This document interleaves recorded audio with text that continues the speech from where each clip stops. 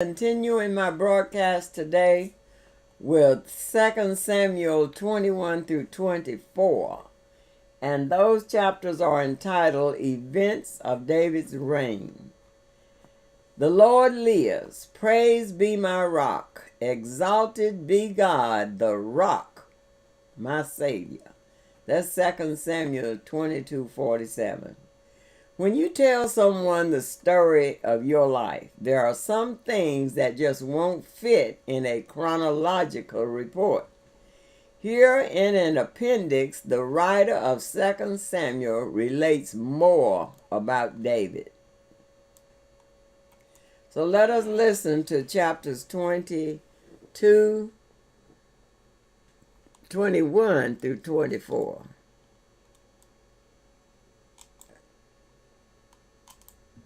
Then there was a famine in the days of David 3 years, year after year. And David inquired of the Lord. And the Lord answered, It is for Saul and for his bloody house, because he slew the Gibeonites.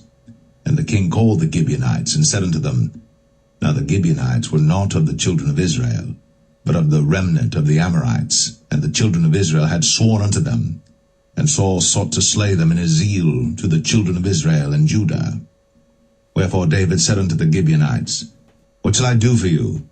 And wherewith shall I make the atonement, that ye may bless the inheritance of the Lord? And the Gibeonites said unto him, We will have no silver nor gold of Saul, nor of his house, neither for us shalt thou kill any man in Israel. And he said, What ye shall say, that will I do for you. And they answered the king, The man that consumed us, and that devised against us, that we should be destroyed from remaining in any of the coasts of Israel. Let 7 men of his sons be delivered unto us, and we will hang them up unto the Lord in Gibeah of Saul, whom the Lord did choose. And the king said, I will give them. But the king spared Mephibosheth, the son of Jonathan, the son of Saul, because of the Lord's oath that was between them, between David and Jonathan, the son of Saul. But the king took the 2 sons of Rizpah, the daughter of Aiah, whom she bare unto Saul, Armoni and Mephibosheth, and the 5 sons of Michal, the daughter of Saul, whom she brought up for Adriel, the son of Barzillai, the Maholathite. And he delivered them into the hands of the Gibeonites, and they hanged them in the hill before the Lord. And they fell all 7 together, and were put to death in the days of harvest, in the first days, in the beginning of barley harvest. And Rizpah, the daughter of Aiah, took sackcloth, and spread it for her upon the rock, from the beginning of harvest until water dropped upon them out of heaven, and suffered neither the birds of the air to rest on them by day, nor the beast of the field by night. And it was told David what Rizpah, the daughter of Aiah, the concubine of Saul, had done. And David went and took the bones of Saul, and the bones of Jonathan his son, from the men of Jabesh Gilead, which had stolen them from the street of Bethshan, where the Philistines had hanged them, when the Philistines had slain Saul in Gilboa.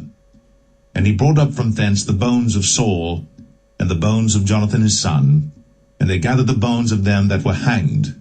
And the bones of Saul and Jonathan his son buried they in the country of Benjamin in Zelah, in the sepulchre of Kish his father. And they performed all that the king commanded, and after that God was entreated for the land. Moreover, the Philistines had yet war again with Israel, and David went down, and his servants with him, and fought against the Philistines, and David waxed faint. And Ishbi-Benob, which was of the sons of the giant, the weight of whose spear weighed 300 shekels of brass in weight, he being girded with a new sword, thought to have slain David. But Abishai the son of Zeruiah succored him, and smote the Philistine, and killed him. Then the men of David sware unto him, saying, Thou shalt go no more out with us to battle, that thou quench not the light of Israel. And it came to pass after this, that there was again a battle with the Philistines at Gob. Then Sibbechai the Hushathite slew Saph, which was of the sons of the giant. And there was again a battle in Gob with the Philistines, where Elhanan the son of Jaare-Oregim, a Bethlehemite, slew the brother of Goliath the Gittite, the staff of whose spear was like a weaver's beam. And there was yet a battle in Gath, where was a man of great stature, that had on every hand 6 fingers, and on every foot 6 toes, 24 in number. And he also was born to the giant. And when he defied Israel, Jonathan the son of Shemaiah, the brother of David, slew him. These 4 were born to the giant in Gath, and fell by the hand of David, and by the hand of his servants.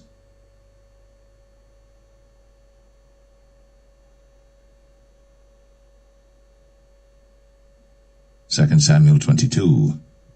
And David spake unto the Lord the words of this song in the day that the Lord had delivered him out of the hand of all his enemies, and out of the hand of Saul. And he said, The Lord is my rock, and my fortress, and my deliverer. The God of my rock, in him will I trust. He is my shield, and the horn of my salvation, my high tower, and my refuge, my Saviour. Thou savest me from violence. I will call on the Lord, who is worthy to be praised. So shall I be saved from mine enemies. When the waves of death compassed me, the floods of ungodly men made me afraid. The sorrows of hell compassed me about. The snares of death prevented me. In my distress I called upon the Lord, and cried to my God, and he did hear my voice out of his temple, and my cry did enter into his ears. Then the earth shook and trembled, the foundations of heaven moved and shook, because he was wroth. There went up a smoke out of his nostrils, and fire out of his mouth devoured. Coals were kindled by it. He bowed the heavens also, and came down, and darkness was under his feet. And he rode upon a cherub, and did fly, and he was seen upon the wings of the wind. And he made darkness pavilions round about him, dark waters, and thick clouds of the skies. Through the brightness before him were coals of fire kindled. The Lord thundered from heaven, and the Most High uttered his voice. And he sent out arrows, and scattered them, lightning, and discomfited them. And the channels of the sea appeared. The foundations of the world were discovered, at the rebuking of the Lord, at the blast of the breath of his nostrils. He sent from above, he took me. He drew me out of many waters. He delivered me from my strong enemy, and from them that hated me, for they were too strong for me. They prevented me in the day of my calamity. But the Lord was my stay. He brought me forth also into a large place. He delivered me because he delighted in me. The Lord rewarded me according to my righteousness, according to the cleanness of my hands hath he recompensed me.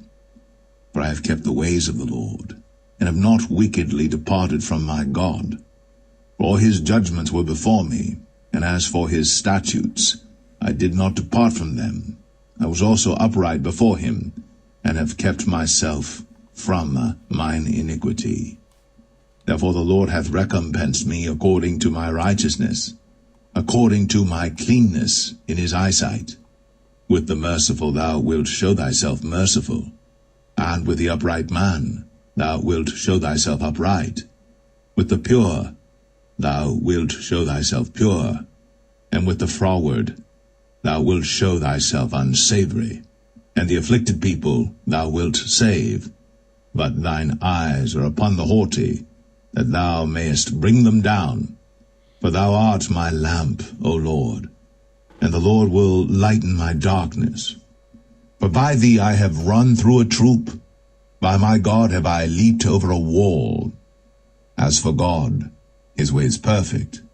The word of the Lord is tried. He is a buckler to all them that trust in him. For who is God save the Lord? And who is a rock save our God? God is my strength and power, and he maketh my way perfect. He maketh my feet like hinds' feet, and setteth me upon my high places. He teacheth my hands to war, so that a bow of steel is broken by mine arms.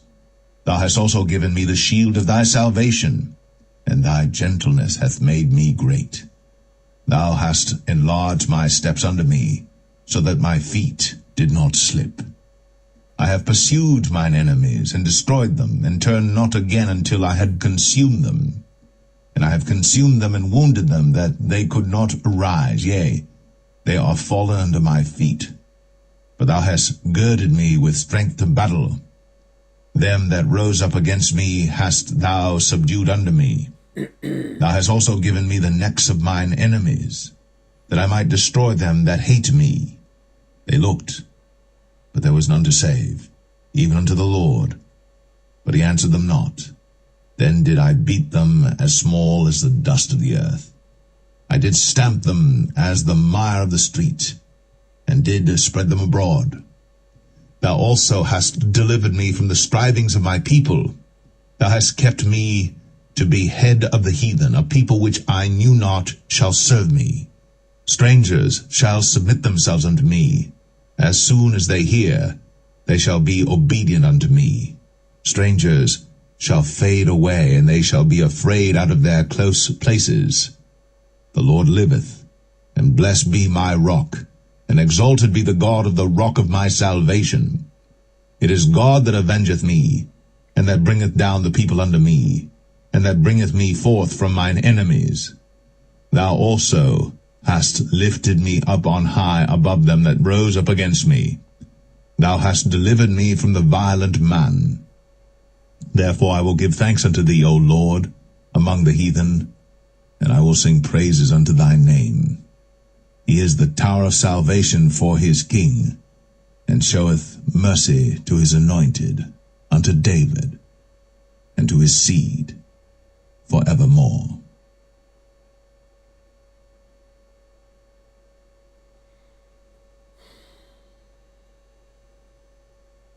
Second Samuel 23. Now these be the last words of David. David the son of Jesse said, and the man who was raised up on high, the anointed of the God of Jacob, and the sweet psalmist of Israel, said, The Spirit of the Lord spake by me, and his word was in my tongue. The God of Israel said, The rock of Israel spake to me. He that ruleth over men must be just, ruling in the fear of God. And he shall be as the light of the morning, when the sun riseth, even a morning without clouds, as the tender grass springing out of the earth by clear shining after rain. Although my house be not so with God, yet he hath made with me an everlasting covenant, ordered in all things and sure. For this is all my salvation and all my desire, although he make it not to grow. But the sons of Belial shall be all of them as thorns thrust away, because they cannot be taken with hands. But the man that shall touch them must be fenced with iron, and the staff of a spear, and they shall be utterly burned with fire in the same place. These be the names of the mighty men whom David had. The Tachmonite, that sat in the seat, chief among the captains. The same was Adino, the Eznite. He lift up his spear against 800, whom he slew at one time. And after him was Eleazar, the son of Dodo the Ahohite, one of the 3 mighty men with David, when they defied the Philistines that were there gathered together to battle, and the men of Israel were gone away. He arose, and smote the Philistines until his hand was weary, and his hand clave unto the sword. And the Lord wrought a great victory that day, and the people returned after him only to spoil. And after him was Shammah the son of Agi, the Harahite. And the Philistines were gathered together into a troop, where was a piece of ground full of lentils, and the people fled from the Philistines.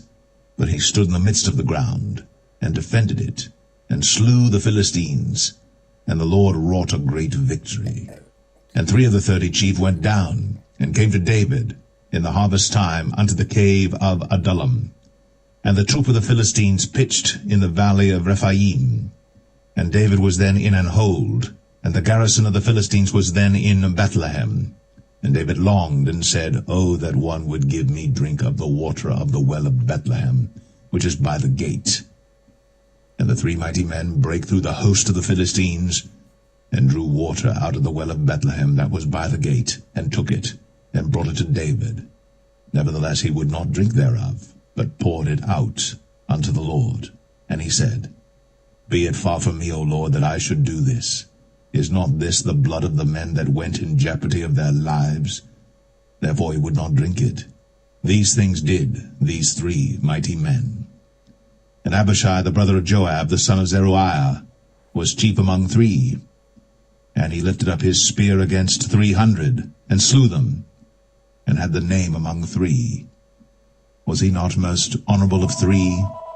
Therefore he was their captain, howbeit he attained not unto the first 3. And Benaiah the son of Jehoiada, the son of a valiant man of Kabzeel, who had done many acts, he slew 2 lion-like men of Moab. He went down also and slew a lion in the midst of a pit in time of snow. And he slew an Egyptian, a goodly man. And the Egyptian had a spear in his hand. But he went down to him with a staff, and plucked the spear out of the Egyptian's hand, and slew him with his own spear. These things did Benaiah the son of Jehoiada, and had the name among 3 mighty men. He was more honorable than the 30, but he attained not to the first 3. And David set him over his guard.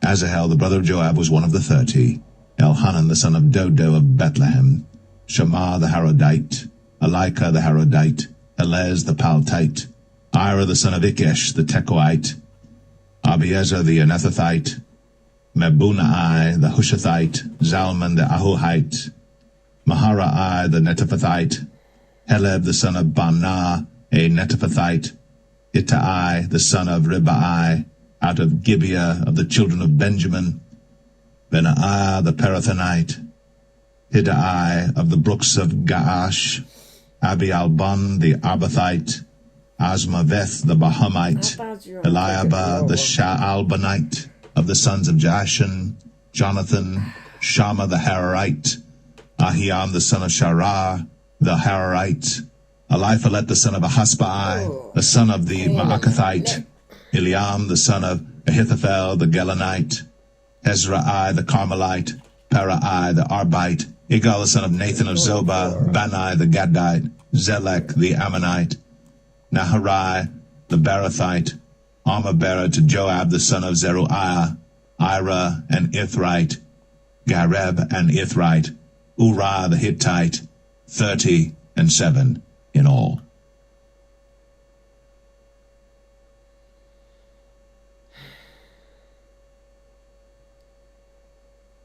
Second Samuel 24.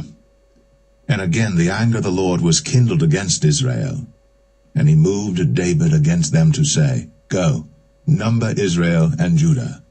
For the king said to Joab, the captain of the host, which was with him, Go now through all the tribes of Israel, from Dan even to Beersheba, and number ye the people, that I may know the number of the people. And Joab said unto the king, Now the Lord thy God add unto the people, how many soever they be, 100-fold, and that the eyes of my lord the king may see it. But why doth my lord the king delight in this thing? Notwithstanding the king's word prevailed against Joab and against the captains of the host. And Joab and the captains of the host went out from the presence of the king to number the people of Israel. And they passed over Jordan, and pitched in Aroer, on the right side of the city that lieth in the midst of the river of Gad, and toward Jazer. Then they came to Gilead, and to the land of Tatim Hoshai, and they came to Dan Jaan, and about to Zidon, and came to the stronghold of Tyre, and to all the cities of the Hivites and of the Canaanites. And they went out to the south of Judah, even to Beersheba. So when they had gone through all the land, they came to Jerusalem at the end of 9 months and 20 days. And Joab gave up the sum of the number of the people unto the king. And there were in Israel 800,000 valiant men that drew the sword, and the men of Judah were 500,000 men. And David's heart smote him after that he had numbered the people. And David said unto the Lord, I have sinned greatly in that I have done. And now I beseech thee, O Lord, take away the iniquity of thy servant, for I have done very foolishly. For when David was up in the morning, the word of the Lord came unto the prophet Gad, David's seer, saying, Go and say unto David, Thus saith the Lord, I offer thee 3 things. Choose thee one of them, that I may do it unto thee. So Gad came to David and told him, and said unto him, Shall 7 years of famine come unto thee in thy land? Or wilt thou flee 3 months before thine enemies, while they pursue thee? Or that there be 3 days' pestilence in thy land? Now advise, and see what answer I shall return to him that sent me. And David said unto Gad, I am in a great strait. Let us fall now into the hand of the Lord, for his mercies are great, and let me not fall into the hand of man. So the Lord sent a pestilence upon Israel, from the morning even to the time appointed. And there died of the people from Dan even to Beersheba 70,000 men.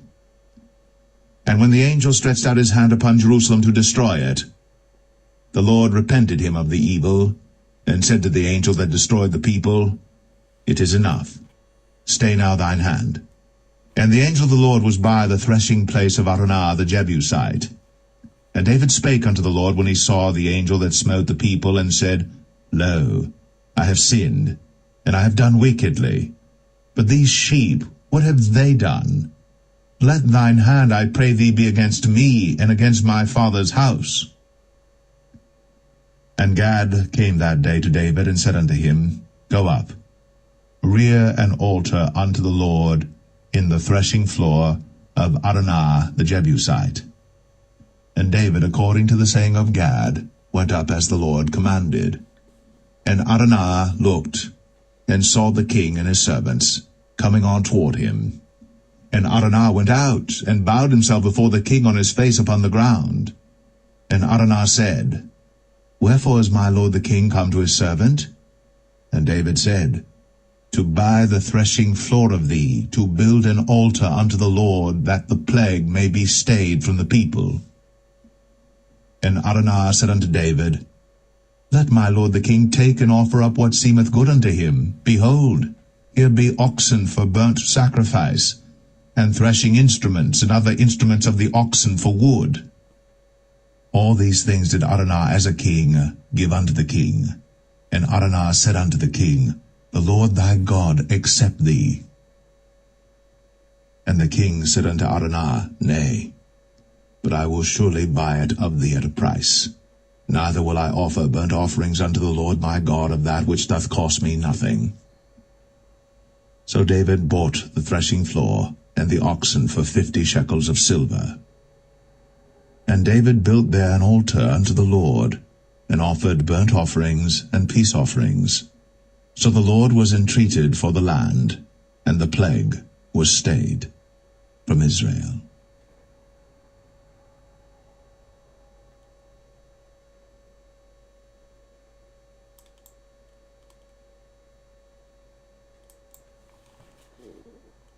Okay.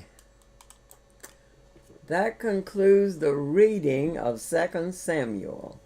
Today we had chapters 21 through 24, which is the end of that book. So now we will go back through and do a brief commentary on those chapters. It is because he put the Gibeonites to death. At the time of the conquest, nearly 400 years before Saul's time, Israel had sworn in God's name not to harm the Gibeonites. Saul broke this treaty and ferociously attacked the Gibeonites, who still held land in Israel. When David learned that a famine which had struck Israel was God's punishment for breaking the oath sworn in his name, he asked the Gibeonites about reparations. The Gibeonites demanded the death of 7 of Saul's male descendants. David ordered they be executed and their bodies left unburied. Exposure of the dead body was considered a great disgrace in Israel. Old Testament law prohibits punishing any person for apparent sins. Because of this, and because 2 Samuel 21:1 fixes the blame on Saul and his blood-stained house, it seems likely that the 7 David executed had leading roles in the attempts to exterminate the Gibeonites. Unpunished crime is a rebuke to any nation. It was especially abhorrent to God, who used the famine to bring this terrible crime to David's attention.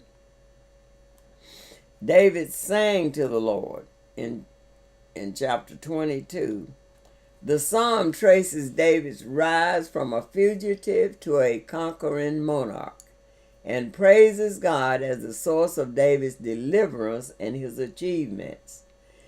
God protected David when he was in deadly danger, and David was in awe of his mighty power. God rescued righteous David from his enemies, and David acknowledged God's faithfulness to those who trust in him. God raised David to power and international prominence, and David sang praises to the Lord for his unfailing kindness. This song of praise, very similar to Psalm 18, reflects David's awareness that all he was and had become was a gracious gift of God. It was true when the psalm was penned that God's reward was according to my righteousness. But this thought is no boast. David simply reflected on the fact that God is faithful in keeping his promise to bless those who keep the ways of the Lord. When I was a child, I stood in the yard of my uncle's farm home and watched rain pour down on a field just across the road, while I remained perfectly dry. What David is saying is that by obedience we cross the road and find showers of blessing. God's blessings are always being poured out. Obedience puts us in the place where the blessings flow. The last words of David. David's last words praised God. More importantly, they show the basis on which David felt secure. Has he not made with me an everlasting covenant, arranged and secured in every part? Will he not bring to fruition my salvation and grant me my every desire? Death found a confident David resting in the promises God had made to him, certain of his own salvation and of a future after death. The Bible pictures death as man's enemy and fear of death as a strong stranglehold Satan has on mankind. David's confidence reminds us that for the believer, death is not the end of existence, but the doorway to a glorious future. David's mighty men. It's likely that the 30 was an elite corps of special military unit, perhaps like our Green Berets. Others assume these war heroes served as leaders of David's legions. Whatever their role, they remind us that David did not win his victories alone. No leader can do it all himself or herself. Every leader needs talented and able persons around him or her. Go and count Israel and Judah. While the chapter indicates that David committed a sin by taking a military census, the text does not indicate why David was wrong. Some suggest the census indicated self-confidence and a failure to rely on God. Others assume God commanded David not to take the census. The first century Jewish historian Josephus says David failed to collect the half shekel temple tax required of Hebrew males. Whatever the real reason, even General Joab knew David was wrong and argued against the census. When David persisted, the Lord gave David a choice of punishments. David selected the most severe but shortest of the three. It's unwise to insist on our own way against the conviction of others that what we intend is wrong. Burnt offerings that cost me nothing. The purchase of Araunah's threshing floor is theologically significant.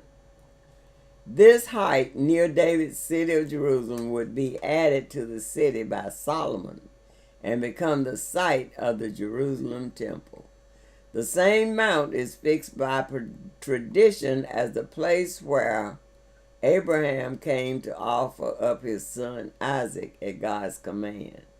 Placed here at the end of the book that records David's accomplishments, the purchase prepares us for the introduction of Solomon, who constructed the temple that David wanted so much to build. The personal significance of the incident is found in David's response to Araunah's offer to give him the land. I insist on paying for it. I will not sacrifice to the Lord my God burnt offerings that cost me nothing. God is not honored by leaving him tips that we hardly miss. The God who loves us so much deserves costly offerings, whether of money or service. Personal application: there is no one further from God than the person who refuses to accept responsibility for his sins. St. Augustine says the confession of evil works is the first beginning of good works. That concludes our lesson on 2 Samuel. Today we had chapters 21 through 24. Thank you so much for watching, listening. May God bless you, and may heaven smile upon you. And may you have a great day today.